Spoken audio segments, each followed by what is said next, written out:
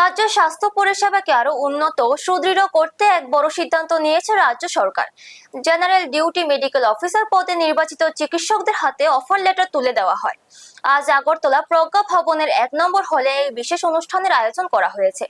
এই গুরুত্বপূর্ণ কর্মসূচিতে প্রধান অতিথি হিসেবে উপস্থিত ছিলেন রাজ্যের মাননীয় মুখ্যমন্ত্রী অধ্যাপক ডক্টর মানিক সাহা। তিনি আনুষ্ঠানিকভাবে নবনিযুক্ত চিকিৎসকদের হাতে অফার লেটার তুলে দেন।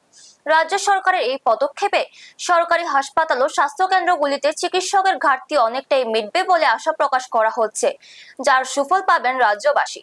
ব্যুরো রিপোর্ট, নিউজ তৎকাল 24। প্রায় 42 জন জেনারেল ডিউটি মেডিকেল অফিসার যারা গ্রেড 4 আছেন তাদেরকে নিয়োগপত্র প্রদান করা হচ্ছে। এখানে কয়েকজনকে দেওয়া হয়েছে, বাকিদের পরবর্তী সময়ে তাদেরকে দেওয়া হবে।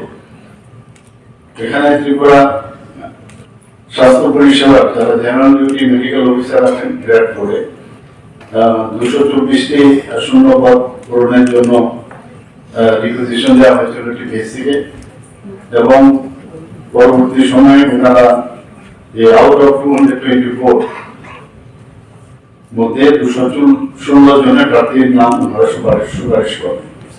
পরবর্তী সময়ে আমরা 214 জনকে অফার প্রদান করি এবং 2 জন প্রার্থী এর মধ্যে স্পেশালিস্ট মেডিকেল অফিসার হিসাবে তারা নিযুক্তি পেয়ে যান।